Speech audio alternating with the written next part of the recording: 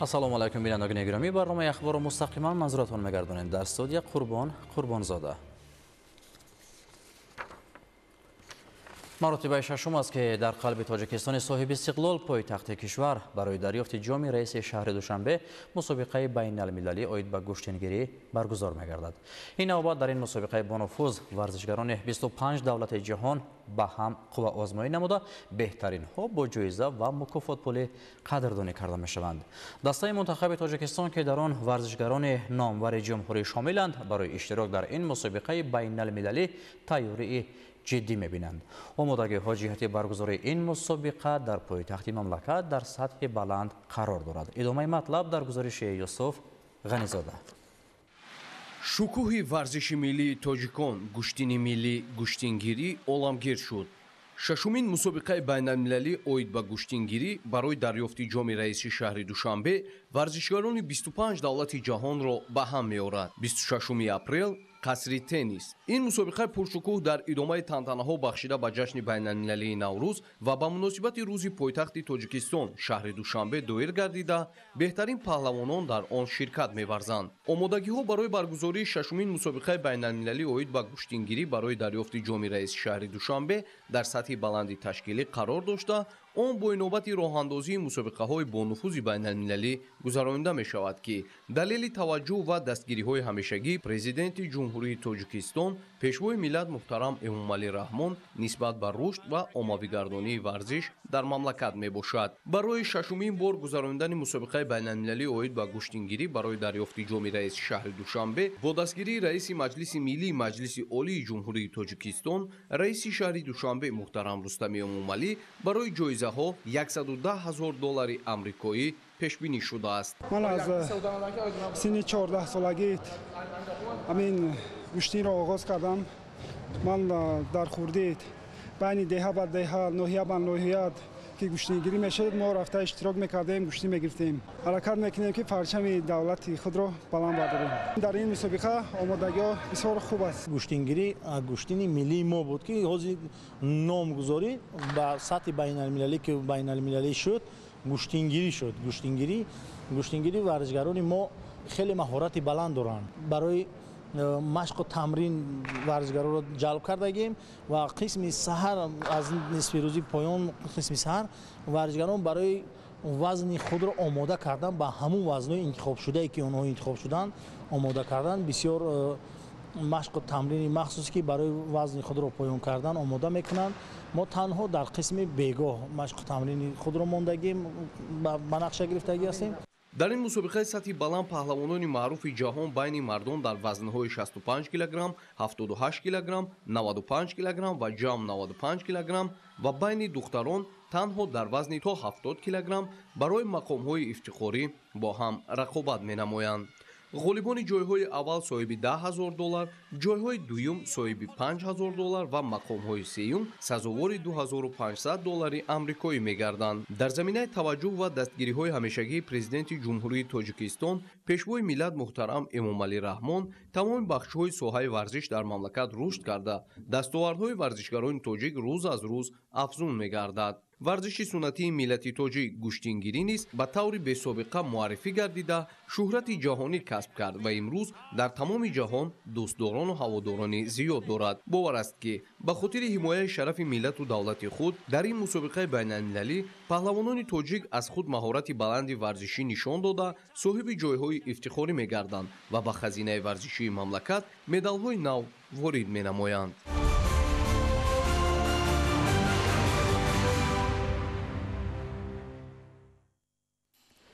имрӯз дар шаҳри Душанбе маросими ифтитоҳи чемпионати Осиёи Ғарбӣ оид ба шоҳмот байни кӯдакон ва наврасон оғоз шуд. мусобиқа то 29 апрел идома меёбад ки дар он беҳтарин шоҳмотбозони наврас иштирок менамоянд. ҷаҳонгир Сафарализода гузориш медиҳад.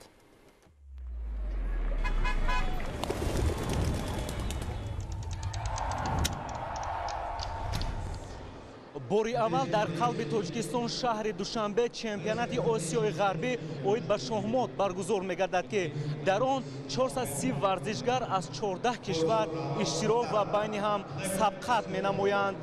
ضمن افتتاح چمپیونات آسیای غربی اوید به شهمات میان کودکان و نورسان، مسئولین مقامات اجرایی حاکمیت دولتی شهر دوشنبه، کمیته کار با جوانان و ورزش نزد حکومت جمهوری تاجیکستان، فدراسیون شهمات آسیا و فدراسیون شهمات تاجیکستان اشتراک و سخنرانی نمودند. تاکید گردید که این یک چورابینی مهمی ورزشی است که بهترین شهماتبازان جوان را از منطقه جمع آورده است. یعنی زیاده از 400 نفر از 14 کشور دنیا در مسابقه اشتراک دارند. آنها برای گرفتن جایزه ها و نشان دادن مهارت خود رقابت میکنند. گفته شد که چمپیونات مذکور با تشبث فدراسیون شهمات آسیا و فدراسیون شهمات تاجیکستان تشکیل شده است. شهمات یکی از بازی‌های قدیمی‌ترین ملت تاجیک به شمار می‌رود که طبق نظر محققان آن تاریخ 1400 ساله دارد. سالهای اخیر میل جوانان و نورسان و کلانسالان به این نمود ورزش زیاد گشته است، چونکه ورزش دادن تفکر و ذهن به وسیله بازی شهمات که معمولترین بازی‌های ورزشی عقلانی یا ذهنی است، در تمدن آریایی موقع اولین درجه داشته است. فولاد امیربکov من ساکن شهر دوشنبه همچون والدین پسرچم و جانم رو با این مسابقه آوردیم. برای می می‌خوایم که فرزندای میدانمون در شهمات مسابقه اشتراک کنند و در آینده برای زندگی اونها یک فایده آورد. شهمات یک بازی فکرانی است، برای من بسیار فکر کردن در کار و اینچنین در ساحه برنامه‌سازی و ذهن سنی آدمایی که در شهمات بسیار فعالند موضوع آسان میشه. برای من ما شهمات رو همچون یکی از ورزش‌هایی که برای رشد دادن انسان استفاده برند. Меня зовут Розалина Нурсулу. Я приехала из Казахстана. Я считаю турнир очень хороший. Уверена, что в будущем ждет нас очень упорная борьба. И узнаем, кто в будущем станет сильнейшим.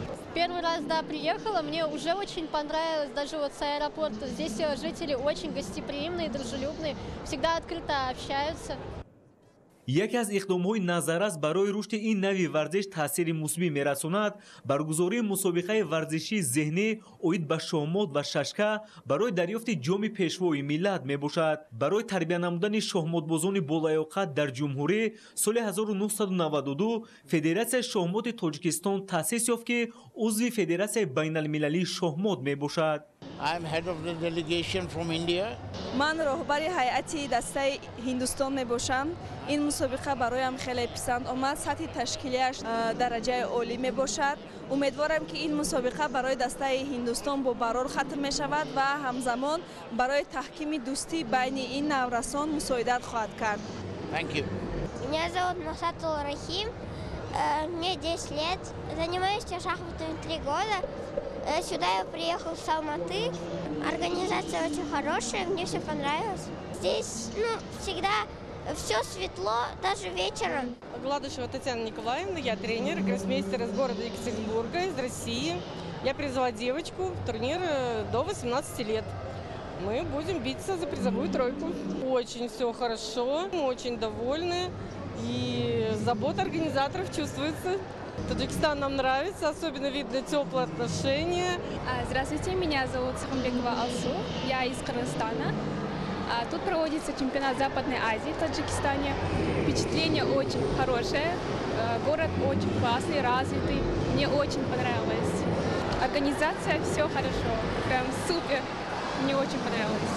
باید گفت که در زمان معاصر به طرز حیات سالم و ورزش مخصوصا به نمود شهمات جلب نمودن قشرهای گوناگون جامعه اهمیت مهم داشته. این نمود ورزش بر رشد ذهنی نورسان مساعدت می‌نماید. بازی شهمات اینچنین در ضمیر آدمان آداب و اخلاق و خصلت‌های نیک از قبیل انسان دوستی، دوربینی، نکوکاری، واقع‌نگاری، تنظیم حیات همروزه، مستقلانه فکر راندن و مسئولیت شناسی را بیدار می‌نماید.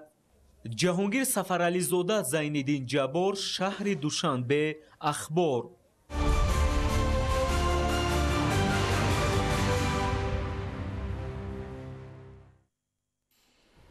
در پرتو سیاست بشردوستانه پرزیدنت جمهوری تاجیکستان پیشوای ملت محترم امامعلی رحمان ساکنان ولایت سوغد به مردمی از آفت طبیعی ضرر دیده ناحیه‌های رشت و تاجیک‌آباد کمک رسانیدند.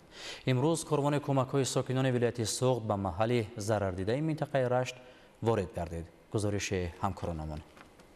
аз лаҳзаҳои аввали офати табиӣ бо супориши пешвои миллат президенти ҷумҳурии тоҷикистон муҳтарам Эмомалӣ Раҳмон ҷиҳати ёрӣ расонидан мусоидат дар таъмини сокинони зарардида бо манзили истиқоматӣ сохторҳои дахлдори ҷумҳуриявию маҳаллӣ ҷиҳати расонидани ёрӣ таъмини аҳолии зарардида бартарафсозии оқибатҳои офати табиӣ тамоми тадбирҳоро амалӣ месозанд. сокинони вилояти Суғд низ дар партави сиёсати башардӯстонии пешвои миллат муҳтарам Эмомалӣ Раҳмон чун нишони ҳамдилӣ дар канори ҳам будан тасмим гирифтанд ки саҳми худро дар бартарафсозии оқибатҳои офати табиӣ гузоранд. бо мусоидати мақомоти иҷроии ҳокимияти давлатии вилояти Суғд кӯмакҳои сокинони вилоят иборат аз 22 нақлиёти калони боркашон ва осебдидагони ноҳияҳои Рашт ва Тоҷикобод омода гардид. ин кӯмак ки ҳаҷми умумии он 210 тонаро ташкил медиҳад аз маводи гуногуни хӯрока, сару либос, рахти хоб, лавозимоти зарурии рӯзгор ва маҳсулоти сохтмонӣ, арматура, бомпӯшо, мехҳои бинокорӣ иборат буда барои таъмини як қисми ниёзи хонаводаҳои зарардида бо ашёи рӯзгор, маводи сохтмонӣ барои бунёди биноҳои нави истиқоматӣ мусоидат менамояд. дар рафти ирсоли маводи зарурӣ таъкид гардид ки имрӯз сокинони кишвар таҳти роҳбарии президенти ҷумҳурии Тоҷикистон пешвои миллат муҳтарам Эмомалӣ Раҳмон дар фазои ободу озод соҳибистиқлолии мамлакат сарҷамъ шуда кору зиндагӣ менамоянд ва имрӯза кӯмаки моддию маънавии сокинони вилоят ҳамчун рамзи инсондӯстӣ муттаҳидии халқи тоҷик аст. 13 апрели соли 2025 дар ҳудуди ҷумҳурии заминларза ба амал омад ки дар натиҷаи он манзилҳои истиқоматӣ, иншооти ёрирасон, муассисаҳои таълимию табобатии сокинони ноҳияҳои Рашт ва Тоҷикобод зарар диданд. 22 нақлиёти боркашон аз шаҳри Хуҷанд ба самти ноҳияҳои Рашт ва Тоҷикобод шоми санаи 19 апрел раҳсипор шуданд. намояндагони мақомоти иҷроии ҳокимияти давлатии вилояти Суғд ҳамдилӣ, дастгирии моддию маънавии сокинони вилоятро ва сокиноне аз офати табиӣ зарардидаи ноҳияҳои Рашт ва Тоҷикобод мерасонанд.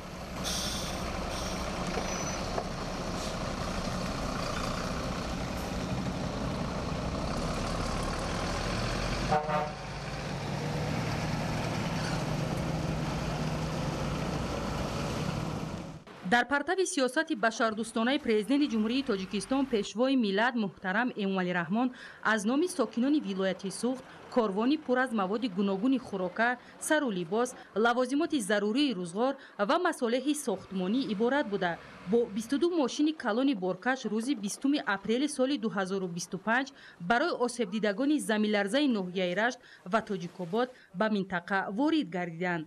дар даромадгоҳи ноҳияи Рашт корвони мошинҳои пурборо аҳли ҷамоатчигии ноҳия қабул намуда масъулини мақомоти иҷроияи ҳокимияти давлатии ноҳияи Рашт вобаста ба рафъи оқибатҳои заминларза таваҷҷӯҳи назар карда аз дастгирию ғамхориҳои сарвари давлат ва кӯмакҳои сокинони вилояти Суғд арзи миннатдорӣ карданд ки дар рӯзҳои мушкил ҳамаи онҳо ба мардуми осебдида дасти мадади худро дароз карданд то аҳолии зарардида худро танҳо ҳис накунанд. кӯмакҳои башардӯстона расонида шуд ва мо алҳол дар ҳамин маъракаи супоридани кӯмакҳо қарор дорем ки зиёда аз 22 мошини калонҳаҷм борҳои кӯмакро аз вилояти Суғд ба ноҳияи Рашт оварданд. барои ҳамин самимона аз номи худам ва аз номи сокинони ноҳияи Рашт ба мардуми вилояти Суғд, мардуми шарафманди вилояти Суғд изҳори сипосу миннатдорӣ мекунем ба хотири расондани кӯмак. мақсад аз ин иқдому кӯмакҳоро масъулини мақомоти иҷроияи ҳокимияти давлатии вилояти Суғд дар мулоқот бо аҳолии зарардидаи ноҳияи Рашт ва Тоҷикобод, дастгирии моддӣ ва маънавии сокинони зарардида дар партави дастур ва супоришҳои башардӯстонаи президенти ҷумҳурии Тоҷикистон пешвои миллат муҳтарам Эмомалӣ Раҳмон арзёбӣ намуданд ки дар бартараф намудани оқибатҳои заминларза саҳми худро гузоранд. ёдовар мешавем ки пас аз рух додани офати табиӣ бо ибтикори пешвои миллат чораҳои фаврӣ ҷиҳати расонидани ёрӣ ба осебдидагон роҳандозӣ гардида тамоми ниҳодҳои дахлдор ба минтақаи зарардида сафарбар шуданд то кӯмаки худро ба аҳолии осебдида расонанд. то ҳамин давраи соли ҷорӣ аз номи президенти ҷумҳурии Тоҷикистон муҳтарам Эмомалӣ Раҳмон ба аҳолии зарардидаи ноҳияҳои Рашт ва Тоҷикобод маводи хӯрокворӣ кӯмак расонида дар мавзеъҳои бехавф барои онҳо хайма ва дигар шароитҳои зист муҳайё карда шудааст. иҷрои рафъи оқибатҳои офати табиӣ дар ноҳияҳои Рашту Тоҷикобод ва расонидани кӯмакҳои зарурӣ ба аҳолии осебдида таҳти назорати президенти ҷумҳурии Тоҷикистон муҳтарам Эмомалӣ Раҳмон қарор дошта бо ҷудо шудани қитъаи замин сохтмони манзилҳои استقامتی آغاز می گردند.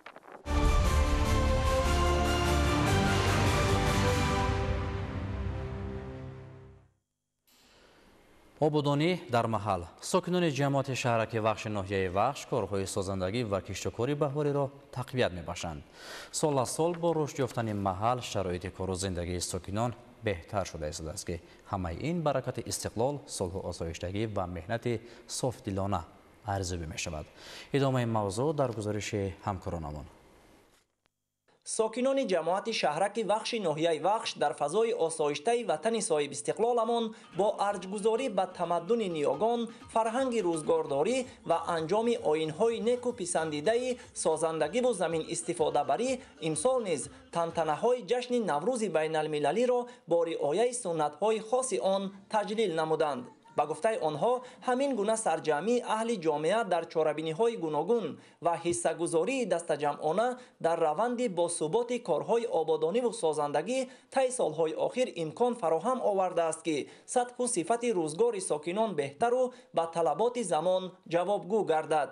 дар баробари дигар минтақаҳои мамлакат дар ҷамоати шаҳраки вахш ба истиқболи арзандаи ҷашни 35-солагии истиқлолияти давлатӣ, таъмиру азнавсозӣ ва бунёди даҳҳо иншооти гуногунтайинот ба нақша гирифта шудааст ки дар ин кор саҳми соҳибкорони маҳаллӣ ва аҳли ҷамоатчигӣ назаррас арзёбӣ мегардад.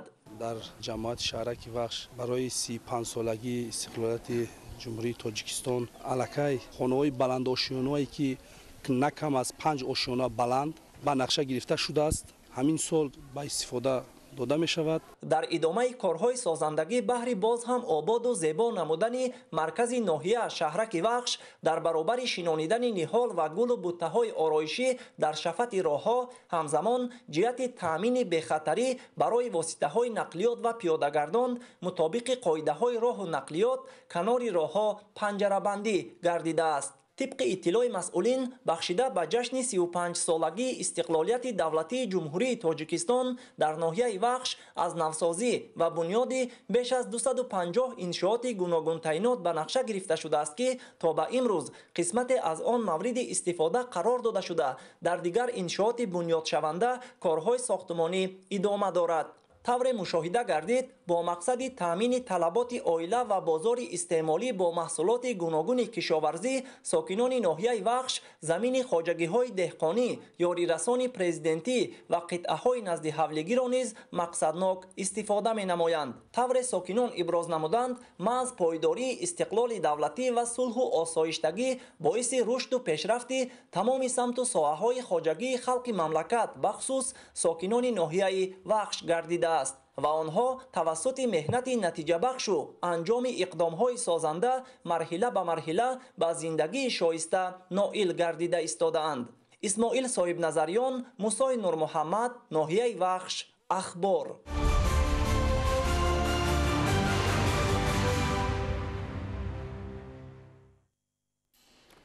در شهر بوستان در 9 مؤسسه تحصیلاتی تا مکتبی بیشتر از 1600 کودک به تعلیم و تربیت فرا گرفته شده است.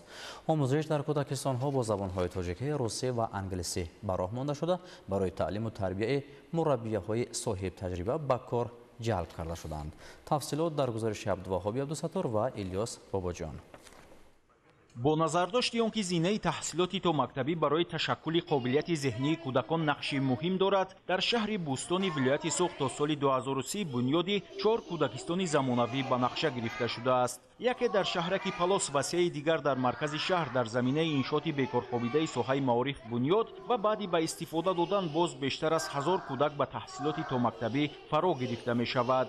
اقدام مذکور در همدستی با صاحبکاران محلی عملی گردیده فراگیری شماره زیادی کودکان به تحصیلات تا مکتبی امکان فراهم می‌آورد که نسل نورست در روحیه بلند وطندوستی و خویشتن‌شناسی به کمال رسد. حالا در 9 مؤسسه تحصیلاتی تا مکتبی که بیشتر از 1600 نفر کودک به تعلیم و تربیت فرا گرفته شده است، آموزش با زبان‌های تاجیکی، روسی و انگلیسی عملی گردیده، همه نمودی مشغولیت با استفاده از تجربه پیشقدم جالب و خاطرمان صورت می‌گیرد.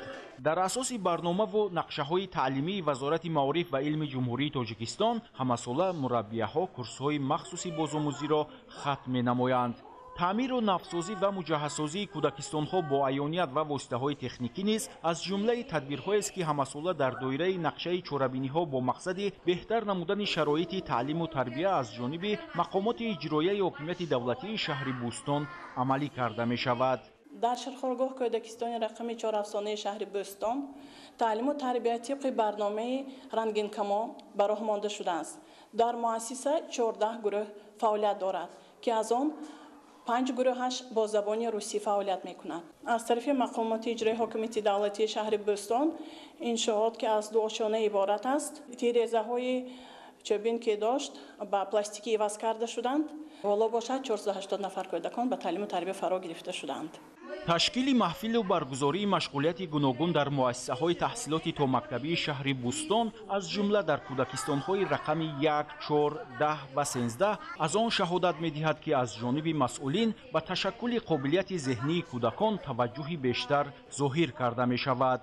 дар ширхоргоҳ кӯдакистони парасту 10 адад гурӯҳ фаъолият мекунад ки дар он 240 нафар кӯдакон ба таълиму тарбия фаро гирифта шудааст. дар кӯдакистони мо таълим бо хоҳиши падару модарон пурра бо забони русӣ роҳандозӣ шудааст. инчунин омӯзиши забони англисӣ низ ба роҳ монда шудааст.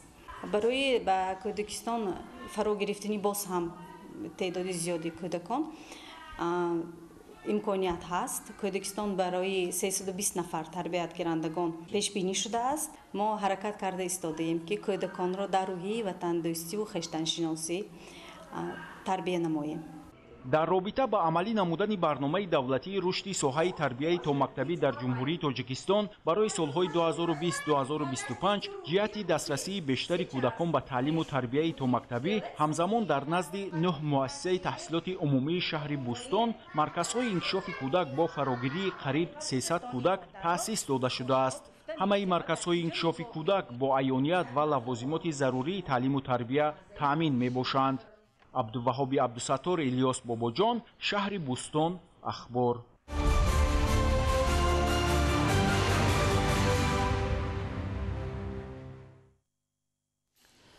дар ҳамин ҷо барномаи ахбор ба анҷом мерасад. шуморо дар нашрҳои баъдӣ бо дигар хабару рӯйдодҳо шинос мекунем. саломат бошед.